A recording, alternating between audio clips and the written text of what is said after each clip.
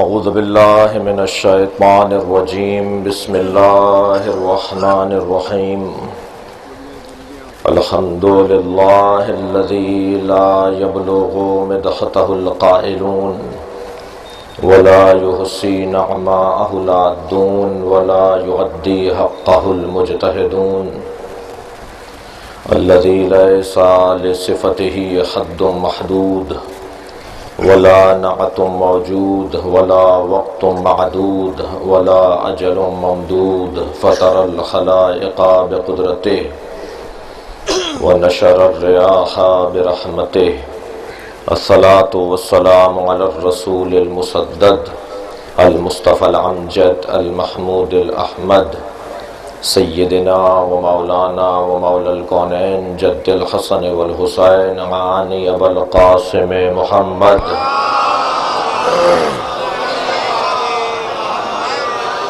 وآلہ الطیبین الطاہرین المعصومین الذین قال اللہ انما یرید اللہ لیذہب عنکم الرجس اہل البیت ویطہرکم تطہیرا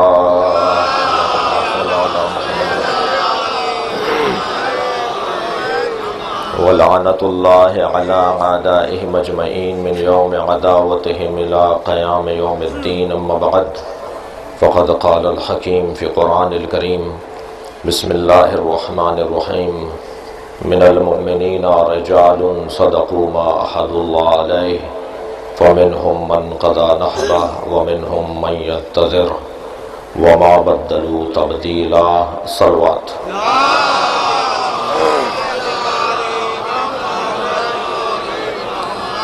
سورہ مبارکہ احزاب کی 23ویں آیت۔ آج پورے پاکستان میں عزاداران امام حسین کی جانب سے عبادت عزاداری میں چہلم کے عنوان سے بھرپور شرکت ہے، اور کیوں نہ ہو جس کا ارادہ اللہ نے کیا ہے،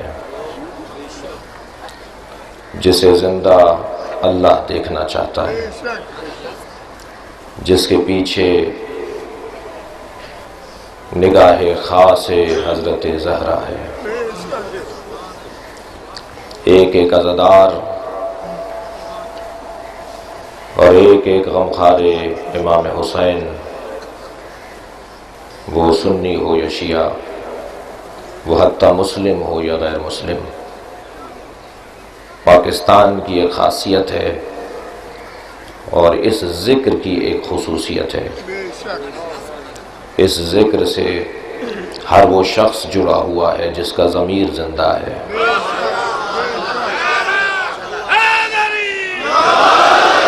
اس ذکر سے ہر وہ شخص وابستہ ہے جس کی فطرت باقی ہے۔ لہذا پورے پاکستان میں سنی شیعہ سب مل کر امام حسین کی عزاداری میں مصروف ہیں۔ فرق اتنا ہے کہ شیعہ میزبان ہے اور یہ سعادت مندی اور یہ رفعت اور یہ بلندی اہل تشیع کو حاصل ہے۔ شیعہ عزاداری کے مالک نہیں ہیں، عزاداری کے نوکر ہیں۔ چھوڑ دو، ادھر نہیں آؤ، یہ ہل رہا ہے، نہیں ہے تو یا نہیں آؤ۔ شیعہ امام حسین علیہ السلام کی عزاداری کی خدمت گزار ہیں، لیکن کسی طرح کی کوئی پابندی نہیں ہے کہ غیر شیعہ مجلس میں نہیں آ سکتا۔ میں یہ بات اپنی مجالس میں اور جگہوں پر بھی کہہ چکا ہوں، یہاں تکرار کر رہا ہوں۔ ہمارے بزرگوں نے ہم پر احسان کیا ہے کہ مسجد علیحدہ بنائی ہے، امام بارگاہ علیحدہ بنایا ہے۔ سارا عالم اسلام پر خرچہ کرتا ہے، مدرسہ وہ بھی بناتے ہیں، مدرسہ ہم بھی بناتے ہیں، مسجد دوسرے مکاتب فکر بھی بنا رہے ہیں، اور مسجد ہمارے ہاں بھی ہے، لیکن ہم اسلام پہ زیادہ خرچہ کرتے ہیں، ہم امام بارگاہ بھی بناتے ہیں۔ امام بارگاہ کا فلسفہ کیا ہے؟ امام بارگاہ کا فلسفہ ہے جو مدرسے کا فلسفہ ہے۔ امام بارگاہ کا فلسفہ کیا ہے؟ جو ایک دینی تعلیمی ادارے کا فلسفہ ہو۔ مجھے کہنے دیجئے کہ یہ حسین کی یونیورسٹی ہے جس کی ایک کلاس نشتر پارک میں لگی ہوئی ہے۔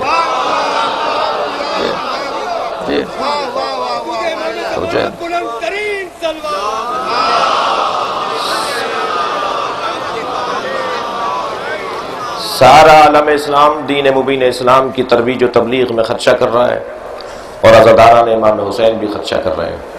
مسجد مدرسہ سب جگہ ہے، یہاں پر بھی ہے، اور یہاں امام بارگاہ میں اضافہ ہے۔ امام بارگاہ معمولاً مسجدوں کے برابر میں ہے۔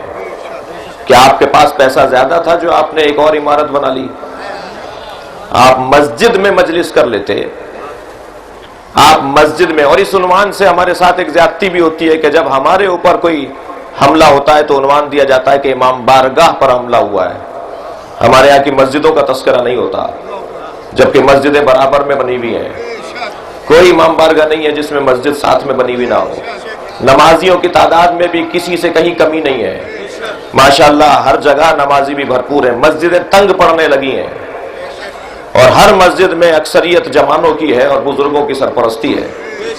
مسجد امام بارگاہ ساتھ ساتھ پوری دنیا کے ہمارے بزرگوں نے، عرب دنیا میں چلے جائیں، فارس زبان دنیا میں چلے جائیں، ان تمام ممالک میں امام بارگاہ مسجد کے برابر میں ہے، حسینیہ مسجد کے برابر میں ہے۔ یہ خرچہ زیادہ کیوں کیا؟ اس لیے کہ مسجد میں پابندیاں ہیں، مسجد میں بہت سارے شرط و شرائط ہیں۔ توجہ چاروں عزیزان گرامی، اپنی گفتگو مطلوب نہیں ہے۔ مرحوم مغفور آل محمد رزمی ایک شاعر تھے کراچی کے، انہوں نے کہا کہ آپ ننکانہ شریف سے گزرتے ہیں، میں وہاں سے ایک مجلس پڑھنے جاتا تھا، تو آپ گرو نانک کے مزار پر کیوں نہیں جاتے؟ میں نے کہا صاحب میرا ان سے کیا واسطہ ہے؟ کہنے لگے محب اہل بیت تھے۔ تو میں نے کہا آپ ضرور جائیں گے۔ پہنچ گئے ان کے دروازے پر، دروازے میں روک لیا گیا، کہنے لگے کہ سکھوں کے علاوہ کوئی اندر نہیں جا سکتا۔ میں نے کہا ذرا اپنے بڑے کو جا کے بتائیں مکتب اہل بیت کا پیروکار آیا ہے۔ جو ان کا سربراہ تھا وہ دروازے تک چلتا ہوا آیا اور کہنے لگا آپ کے لیے دروازہ بند نہیں ہے۔ کیوں؟ اس لیے کہ آپ نے بھی دروازہ کسی کے لیے بند نہیں رکھا۔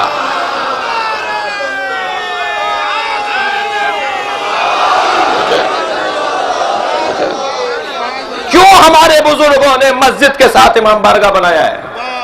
اور یہ مرحلہ ہے، یہ موقع ہے کہ میں نشتر پارک میں قائم کرنے والی جہانگیر پارک اور نشتر پارک میں قائم کردہ اس عشرہ مجالس اور ان مجالس اعزا کے عنوان سے جنہوں نے ابتدا میں زحمتیں اٹھائیں اور پھر اس سفر کو یہاں تک پہنچایا، اور آج جو ذمہ داری ادا کر رہے ہیں، جو ان کے درمیان نہیں رہے ہیں، ان کے لیے خصوصی دعا کرواؤں، اس لیے کہ یہ کم کارنامہ نہیں ہے۔ سلام پیش کیجئے ان مرحومین کو جنہوں نے اس انداز کے مجالس کا قیام کیا۔ فاتحہ پڑھیے اور درود و سلام ان کے لیے اہل بیت کے توسط سے بھیجیے جنہوں نے اہم مقامات پر امام بارگاہوں کی تعمیر کروائی۔ راول پنڈی کا 105 سالہ پرانا جلوس ہے جو آج نکل رہا ہے۔ رحمتیں نازل ہوں ان کی قبروں پر جنہوں نے ان جلوسوں کی بنیادیں ڈالی۔ یہ جلوس جس میں ابھی آپ شریک ہوں گے اور آخر تک اسے پہنچائیں گے، جنہوں نے ابتدا کی تھی، ابتدا میں جن مسائل اور مشکلات کا انہیں سامنا رہا، ان کی قبروں پر رحمتیں نازل ہوں، اس لیے کہ وہ بنیادیں ڈال گئے اور آج اس سفر کو اور اس کاروان کو ہم آگے بڑھا رہے ہیں۔ اس لیے ہمارے یہاں مسجد اور امام بارگاہ ساتھ ساتھ ہے۔ توجہ چاہوں گا، جملہ آپ کی سماعتوں کے حوالے کر رہا ہوں۔ مسجد میں پابندیاں ہیں، فلاں نہیں آ سکتا، شریعت کا حکم ہے، گھٹن کی علامت نہیں ہے، آداب کا تقاضا ہے، تعصب کی بات نہیں ہے، تہذیب کی بات ہے۔ ہر شخص ہر جگہ نہیں جا سکتا، لہذا مسجد کے اندر ہر شخص نہیں آ سکتا تھا۔ امام حسین نے ایک نظام دیا، اور امام حسین کی پیروی کرتے ہوئے ہمارے بزرگوں نے مسجدوں کے ساتھ امام بارگاہ بنائے۔ کیوں امام بارگاہ بنائے؟ اس لیے کہ یہ حسین کا خیمہ ہے، ہر آنے والے حر کے لیے کھلا رہنا چاہیے۔ صلوات بھیجے محمد و آل محمد پر۔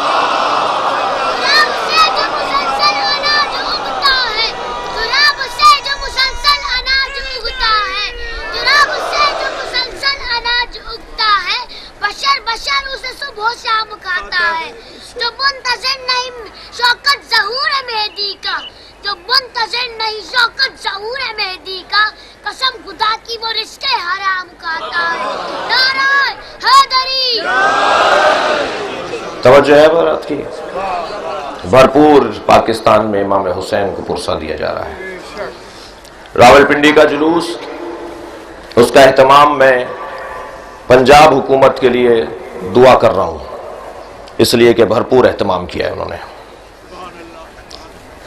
ہمیشہ ایک دید سے دیکھنے والے سمجھدار لوگ نہیں ہوتے، وہاں بھرپور انتظامیہ کی جانب سے تعاون ہے، امید ہے کہ وہ اپنے تعاون کو مسلسل رکھیں گے اور جلوس اپنی منزل پر پہنچے گا۔ اور یہ جلوس بھی پاکستان کا مرکزی جلوس ہے جس میں آپ شریک ہونے جا رہے ہیں، اور اس جلوس کو آخر تک پہنچانا ہے۔ کوشش کریں کہ تھکن ہم پر طاری نہ ہونے پائے اور یہ جلوس آخر تک اپنی منزلوں پر پہنچے۔ اچھا جملہ تھا پاک محرم کے صدر صاحب کا کہ کہیں سے پتھر آئے تو پتھر واپس نہیں پھینکنا، اس لیے کہ جس کے کاندھے پر حسین کا تابوت ہو اسے کسی اور چیز کی فکر نہیں ہے، جس کے ہاتھوں میں حضرت عباس کا علم ہے اسے اپنی پرواہ نہیں ہے، جس کے پیش نظر جلوس کی منزل ہے اسے اپنے بارے میں کوئی خیال نہیں ہے۔ پتھر واپس نہیں جائے گا، کوئی شرارت ہو تو وہ واپس نہیں ہوگی، اس لیے کہ ہم مظلوم کے ماننے والے ہیں۔ اور یہ ذہن میں رہے، وقت گزر جاتا ہے مظلومیت باقی رہتی ہے۔ جو رسیاں باندھ کر لائے تھے آج ان کی قبروں کا پتہ نہیں ہے، اور جس کے ہاتھ میں رسی بندھی ہوئی تھی آج اس کا مزار ہدایت کا اور رہنمائی کا ایک عنوان ہے۔ پوری دنیا کے لوگ اس جانب رخ کر کے دیکھتے ہیں تو انہیں ہدایت نصیب ہوتی ہے۔ لہذا خبردار، ہوشیار، سمجھداری کا ثبوت دیتے ہوئے انتہائی بردباری کے ساتھ، اور الحمدللہ ایسا کچھ نہیں ہے، کراچی کی انتظامیہ نے بھی بھرپور اپنی کوششوں کو، اپنی صلاحیتوں کو بروئے کار لاتے ہوئے انتظامات کیے ہیں، ان کے لیے بھی دعا گو ہیں اور انہوں نے بھی اپنے فریضے کو ادا کیا ہے۔ عزیزان گرامی، توجہ چاہوں گا، اس عاشورہ محرم پر ہونے والے راولپنڈی کے واقعے کے بعد پورے پاکستان کے اندر گو مگو شروع ہوئی، قیل و قال شروع ہوئے، نجی ٹیلی ویژن چینلوں پر، اخباروں میں تبصرے شروع ہوئے۔ میں ان کو دیکھ کر کہہ رہا تھا، سوچ رہا تھا کہ جلد بازی کرنے والے ہمیشہ پشیمان ہوتے ہیں اور بردباری کا اظہار کرنے والے ہمیشہ سرخرو رہتے ہیں۔ ہماری قوم کے جوان پریشان رہے کہ ہمارے قائدین، ہماری شخصیات کیا کر رہی ہیں۔ پہلے 3 دن تک ہماری جانب سے بہت زیادہ مناسب اور بہت زیادہ بر وقت تبصرے نہ ملنے پر بہت زیادہ برہمی کا اظہار تھا۔ میں اس وقت بھی ان سے عرض کر رہا تھا کہ نہیں، برہمی کا اظہار نہیں کریں، جلدی نہیں کریں، جو جلدی کر رہا ہے اسے پشیمانی کا سامنا ہوگا۔ اور جنہوں نے جلدی کی کہ 90 طالب علم مر گئے، پریس کانفرنسیں داغ ڈالی، اجلاس بلا ڈالے اور طرح طرح کے ہمارے اوپر الزام لگانا شروع کیے، آج وہ منہ چھپاتے پھر رہے ہیں، اس لیے کہ وہ ساری باتیں کھل کر سامنے آ رہی ہیں کہ شرارت کس کی تھی، معاملات کس کی جانب سے خراب تھے۔ وہ تقریر بھی سامنے آ چکی ہے جس میں امام حسین کی توہین ہے، جس میں یزید کی تعریف ہے۔ روز عاشورہ، حسین کی شہادت کا دن، کربلا کے واقعے کا دن، لاکھوں کی تعداد میں لوگ جلوس میں باہر نکلے ہوئے ہیں، اور ایک مسجد سے آواز آ رہی ہو کہ معاذ اللہ حسین ہاشمی غرور کا شکار ہو گئے تھے اور حکوم وقت سے جا کے ٹکرا گئے تھے، اور اس وقت کے ان کے چاہنے والوں نے انہیں اکسایا تھا۔ معاذ اللہ یہ الفاظ ادا کیے جا رہے ہوں، یہ تو کم سے کم ہے جو میں انتخاب کر کے بول رہا ہوں، ورنہ بعض الفاظ تو ایسے ہیں جو میرے زبان پر نہیں آ سکتے۔ ایسی کیفیت میں جلوس گزر رہا ہو اور کسی جانب سے کوئی پتھر نہ آیا ہو، پتھر بھی تم پھینک رہے ہو، توہین بھی تم کر رہے ہو، بعد میں ڈرامے بھی رچائے جا رہے ہیں۔ یہی جو روز عاشورہ کراچی میں حالات ہوئے تھے، بالکل اسی طرح مارکیٹیں جلائی جاتی ہیں، پورا وہی منظر بنایا جاتا ہے۔ لیکن الحمدللہ پاکستان کے اداروں نے بر وقت اپنی رپورٹ، اپنی گزارش پیش کر کے ثابت کیا کہ وہاں کیا ہوا تھا، اور پھر نجی ٹیلی ویژن چینلوں پر اور اخبارات میں تبصرے، اور الحمدللہ ان تبصروں میں وقت گزر گیا، ان لوگوں کے چہروں پہ دھبے ضرور آئے ہیں مگر عزادار سرخرو ہے۔ امام حسین مل کر جواب دیجیے گا۔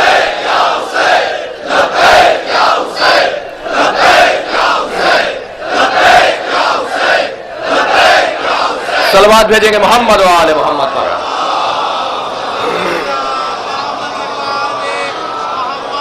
اور بہت سارے لوگوں کو شریعت یاد آنے لگی کہ عزاداری مستحب ہے یا واجب ہے۔ کتنی دفعہ تمہیں بتائیں یہ عزاداری ہماری جان ہے، اس لیے کہ جان ہوگی تو ہم نماز پڑھیں گے، جان ہوگی، توجہ ہے حضرات کی، جان ہوگی تو ہم روزہ رکھیں گے۔ عزاداری امام حسین ہماری جان ہے، جان ہوتی ہے تو ہم اللہ کے حضور حاضری دیتے ہیں۔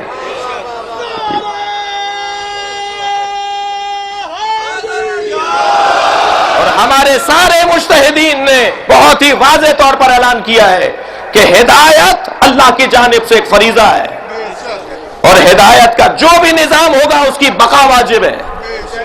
قاعدہ کلیہ کسوٹی فارمولہ یہ ہے کہ عزاداری کیونکہ ہدایت کا ذریعہ ہے، اور ہر وہ کام جو ہدایت کا ذریعہ ہے اس کی بقا واجب ہے۔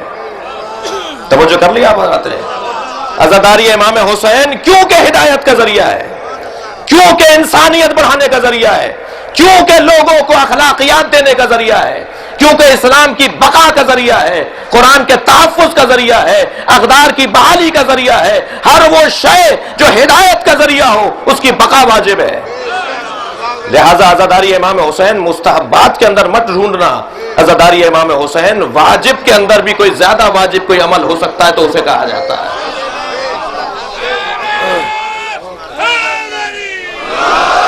اور تبصروں پر تبصرے اور دل آزاریاں اور رنجش خاطر، فقیر اور مسکین ملک ہے، مقروض ملک ہے، اربوں روپیہ رینجرز اور پولیس پر لگ جاتا ہے، 10-10 ہزار پولیس اہلکار ان کی حفاظت میں نکلتے ہیں۔ فقیر اور مسکین ملک اور مقروض ملک کا اتنا خرچہ ہوتا ہے، یہ جلوس بند کر دیں، یہ تبصرے ہوئے، یہ جلوس بند کر دیں، اس ملک کے خرچے ختم ہو جائیں گے، اس ملک کے خرچے بچ جائیں گے۔ میں ایک جملہ آپ کی سماعتوں کے حوالے کر رہا ہوں، اسلام آباد میں بھی کہہ چکا ہوں، یہاں بھی تکرار کر رہا ہوں، یہ خرچہ ہماری وجہ سے نہیں ہوتا، تمہاری وجہ سے ہوتا ہے۔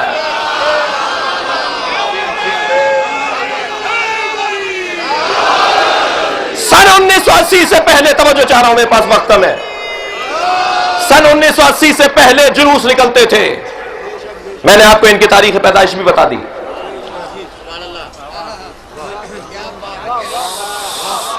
توجہ کر رہے ہیں آپ؟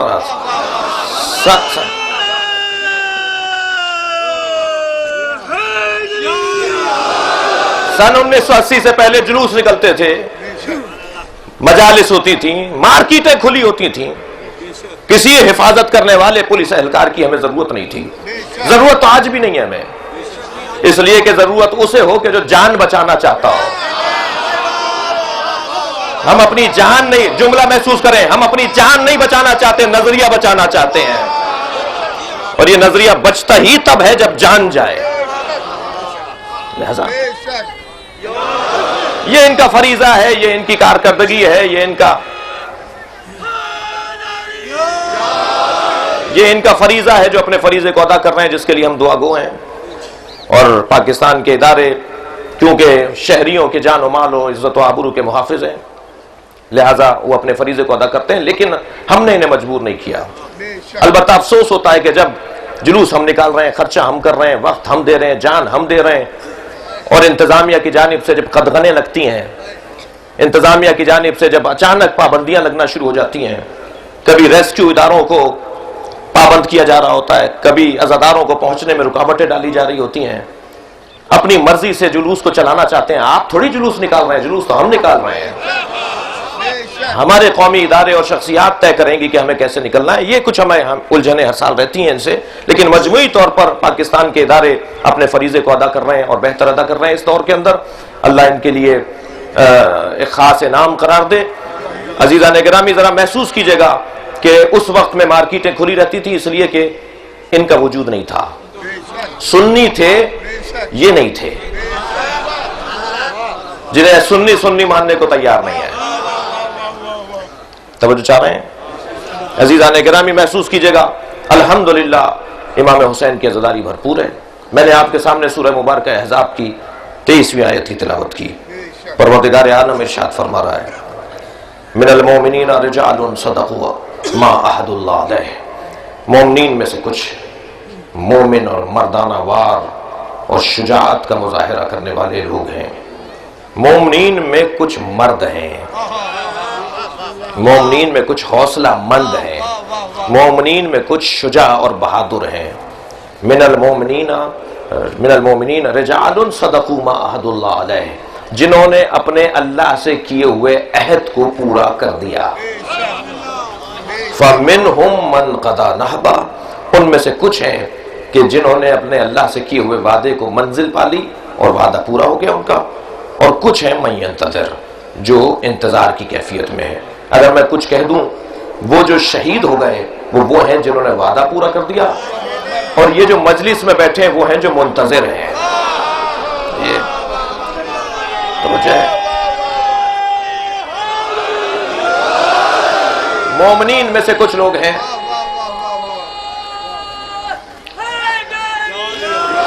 مومنین میں سے کچھ ہیں جنہوں نے اپنے وعدے کو پورا کر دیا.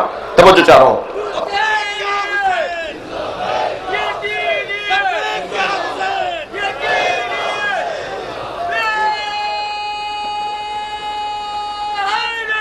یا صلوات بھیجیں گے محمد و آل محمد.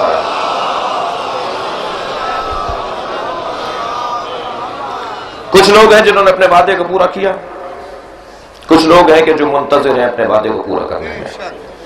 وما بدلوا تبدیلا، اور یہ اپنے ارادوں کو نہیں بدلتے، یہ اپنی نیتوں کو نہیں بدلتے.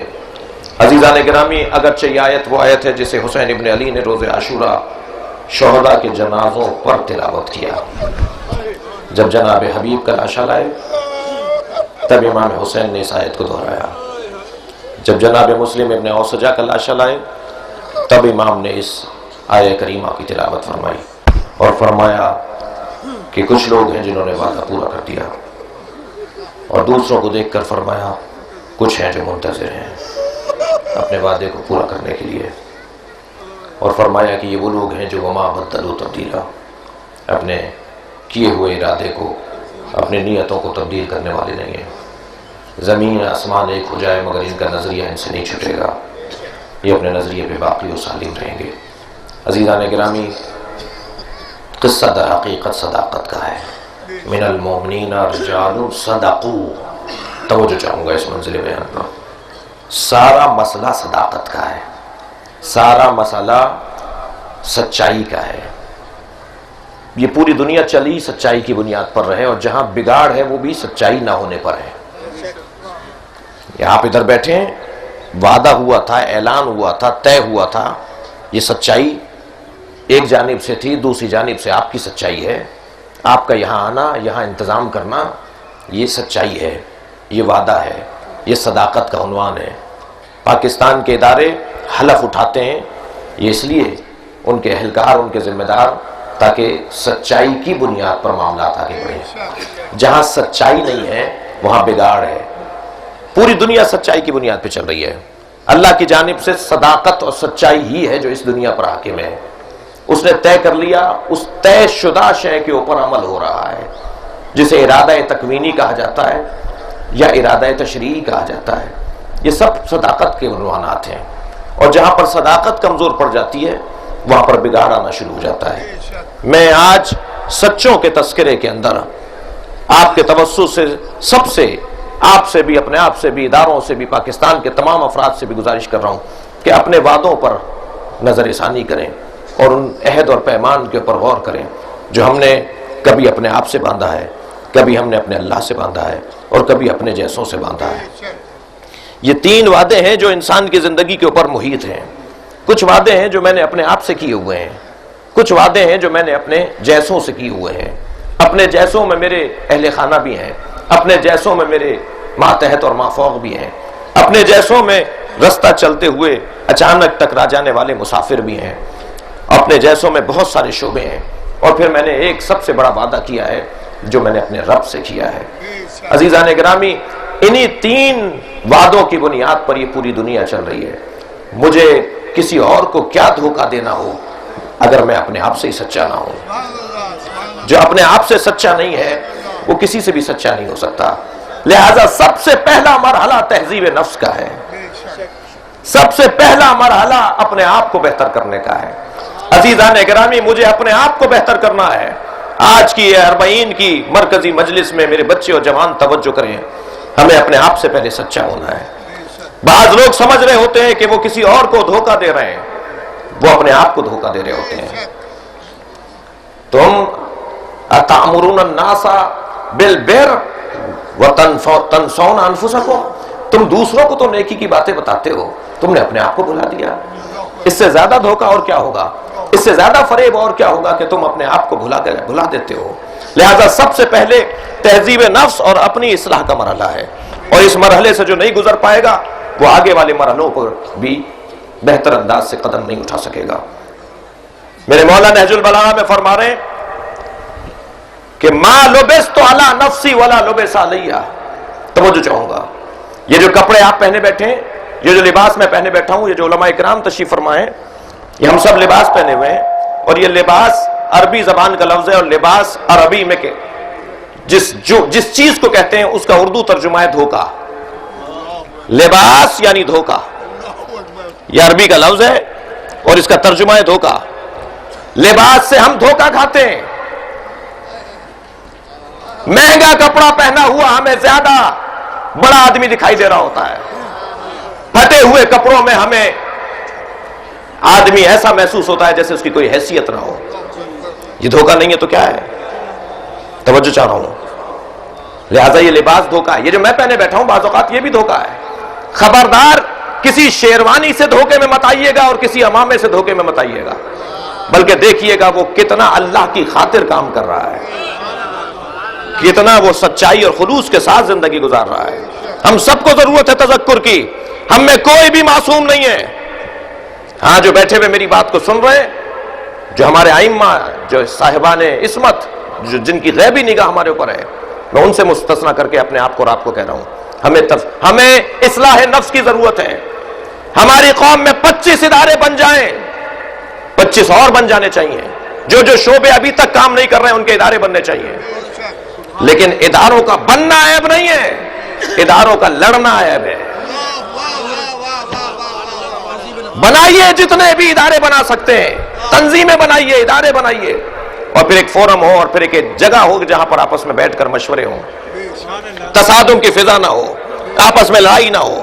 خبردار میرے بچوں اور جوانوں، اپنی تربیت کرو کہ میں سب کچھ کر رہا ہوں اور دوسرا کچھ نہیں کر رہا، فلاں قائد صحیح نہیں کام کر رہا اور فلاں جنرل سیکرٹری صاحب کام صحیح نہیں کر رہے، سب اپنی اپنی جگہ خدمت کر رہے ہیں۔ ان سب کا احترام ہونا چاہیے۔ بہت سے لوگوں کو، بلکہ ساری شخصیات کو میں بہت قریب سے جانتا ہوں، سب قربتاً اللہ کام کر رہے ہیں، اپنی توانائیوں کے مطابق کام کر رہے ہیں، اپنی صلاحیتوں کے مطابق وہ اس ملک کے اندر تشیع اور مسلمین کی خدمت کر رہے ہیں۔ یہ گروپنگ ختم ہونی چاہیے، یہ تنگ نظریاں بند ہونی چاہیے، یہ تہمت اور الزامات بند ہونے چاہیے، یہ غیبتوں کی محفلیں ختم ہونی چاہیے، یہ الزامات کی محفلوں کو بند ہونا چاہیے، یہ بدگمانیوں کا سلسلہ ختم ہونا چاہیے۔ الحمدللہ پاکستان کا شیعہ مضبوط ہے، پاکستان کا مسلمان مضبوط ہے، پاکستان کا سنی سمجھدار ہے، اور اس سرزمین کے اوپر جتنے بھی ادارے بنا سکتے ہیں بنائیے۔ ابھی ہمیں اسکولوں کی ضرورت ہے، ابھی ہمیں ہسپتالوں کی ضرورت ہے، ابھی ہمیں فلاحی اداروں کی ضرورت ہے۔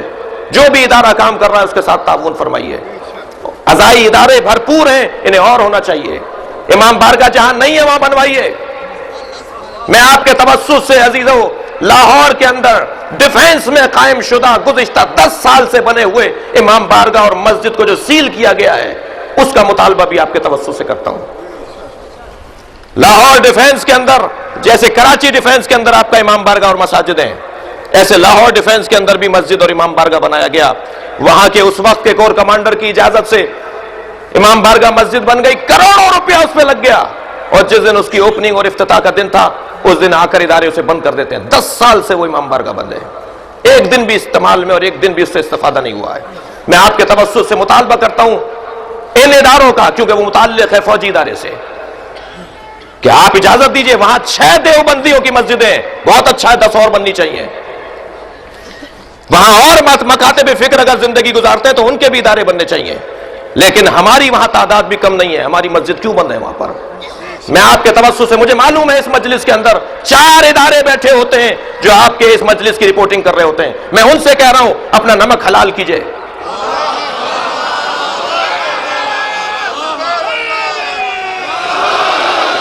میں ان سے کہہ رہا ہوں کہ رپورٹ کیجئے، آگے بڑھائیے بات کہ آج نشتر پارک کی مجلس، مرکزی مجلس میں یہ اعلان ہوا ہے کہ ڈیفینس لاہور کے امام بارگاہ اور مسجد کو جو بننے کے بعد بند کر دیا گیا اسے کھولا جائے، اور ہم توقع کرتے ہیں کہ آئندہ سال محرم آنے سے پہلے وہاں مجلس بھی ہوگی، نماز بھی ہوگی۔ صلوات بھیجے محمد و آل محمد۔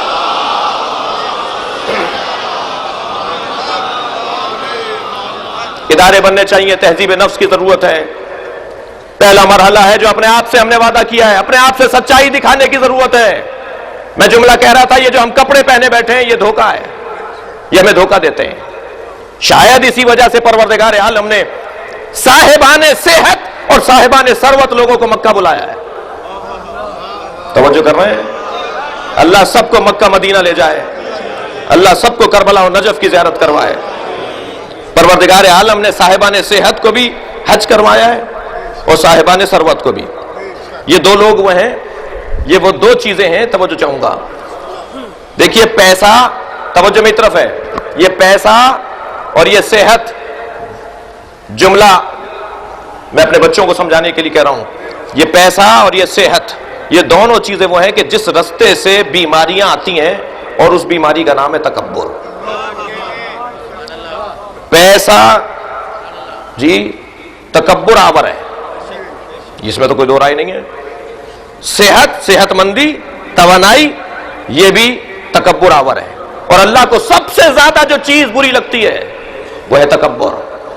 الکبر ردائی، تکبر میری رضا ہے، میری رضا ہے. اللہ کہہ رہا ہے تکبر میری رضا ہے، میرے کپڑے. جو تکبر اپناتا ہے میرے کپڑوں میں ہاتھ ڈالتا ہے. حدیث قدسی ہے، الکبر ردائی. لہذا پیسہ اور صحت یہ تکبر لے کر آتے ہیں. پروردگار عالم نے کہا جو صاحبان ثروت ہیں، جو صاحبان صحت ہیں، وہ مکے آ جائیں. ان پر واجب کر دیا مکہ بلانا. اور جو مکہ جا رہا ہے اس کی تو حج ہی مکمل نہیں ہوگا جب تک کہ امام کو سلام کرنے نہ جائے. تو مکے جانے والے کربلا کو کیسے بلا سکتے ہیں؟ مدینے جانے والے کربلا کو کیسے بلا سکتے ہیں؟ توجہ میری طرف رکھیے زیرو. لہذا وہاں بلانے کے بعد سرزمین عرفات کے اوپر کہا ایک جیسا کپڑا پہن کر آؤ. سب سے لباس اتروا دیے، سب سے کہا کہ ایک سفید کپڑا پہن کر آؤ تاکہ نہ تم دھوکہ دینے والے بنو نہ کوئی تم سے دھوکہ کھا سکے. اور مولا فرما رہے ما لبست علی نفسی ولا لبس علی، آج تک علی نے اپنے آپ کو دھوکہ نہیں دیا. اور فرماتے ہیں کوئی دنیا میں پیدا نہیں ہوا جو علی کو دھوکہ دے سکے. تو بچے میں آپ کے توسط سے اور آپ کے اندر بیٹھے ہوئے تمام ان افسران سے بھی گزارش کر رہا ہوں کہ اپنے فرائض کو ادا کریں. آپ کر رہے ہوں گے یقیناً، لیکن آپ کے یہاں بے روزگاری زیادہ ہے، آپ کے یہاں تعلیم کے اندر مسائل بہت زیادہ ہیں، صحت کی مشکلات بہت زیادہ ہیں. اپنے افراد اور اپنے احباب کے لیے توجہ کیجئے.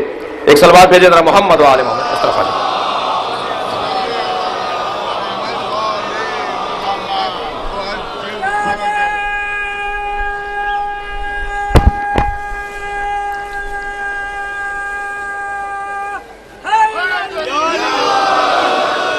علماء اہل سنت اور خاص طور پہ جناب فیروز الدین رحمانی صاحب جو ہمیشہ مجلس میں شریک ہوتے ہیں، اور اس مجلس کے اندر ایک بڑی تعداد ہے سنی بھائیوں کی تشریف فرما ہے. میں نے پہلے بھی کہا ہے کہ عزاداری امام حسین بیدار ذہنوں کی علامت ہے اور سالم فطرت لوگوں کی علامت ہے. اللہ ان سب کی توفیقات میں اضافہ فرمائے. اپنے آپ سے سچائی کی ضرورت ہے. دوسرے مرحلے پہ عزیزو اپنے اہل خانہ سے سچائی کی ضرورت ہے.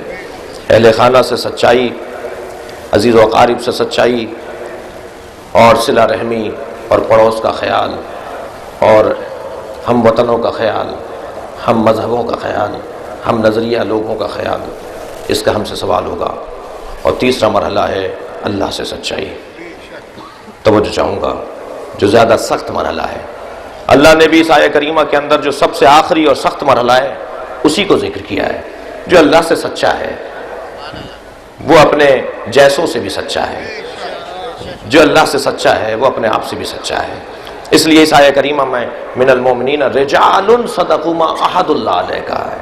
وہ اپنی سچائی کا اللہ نے یہاں ذکر نہیں کیا، وہ اپنے جیسوں سے سچائی کا طرف پروردگار عالم نے تذکرہ نہیں کیا، بلکہ اس آیہ کریمہ کے اندر ذات کبریہ نے اپنے آپ سے جو سچے ہیں، اللہ سے جو سچے ہیں، معاف کیجیے گا، جو اللہ سے سچے ہیں ان کا تذکرہ کیا ہے، جو سب سے بڑا مرحلہ اور سخت مرحلہ اور مشکل مرحلہ ہے. اور جو اس مرحلے سے گزر جاتے ہیں پھر وہی اس دنیا میں باقی رہنے والے ہوتے ہیں. ان کے بدنوں پر گھوڑے دوڑا دیے جاتے ہیں مگر ان کا مزار قیامت تک کے لیے ہدایت کا ذریعہ بن جاتا ہے. توجہ چاہوں گا عزیزو، صداقت کے 3 عنوان ہیں.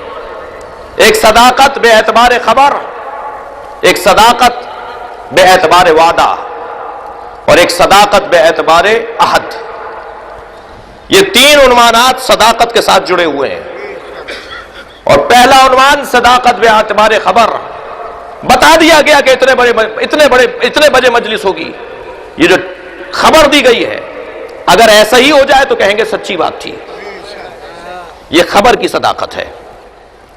مگر ایک بات ضرور ہے اس میں کہ اس میں خبر اور صداقت بے اعتبار خبر کے اندر ایک ظریف پہلو ہے، اور وہ یہ پہلو ہے کہ ایک واقعہ گزرنے کے بعد بتایا جائے کہ فلاں جگہ یہ واقعہ گزرا ہے، فلاں جگہ یہ حادثہ ہوا ہے، اور بعد میں طے کیا جائے کہ ہاں یہ واقعہ ہوا تھا، تو کہتے ہیں کہ سچی خبر تھی. لیکن اگر پہلے خبر دے دی جائے اور واقعہ بعد میں ہو تو یہ مرحلہ بڑا حسین مرحلہ ہو سکتا ہے. اور تاریخ میں ہمیں یہ مرحلہ دکھائی دیتا ہے. تمہارے کپڑے درزی کے پاس ہیں. صلوات بھیجے محمد و آل محمد پر.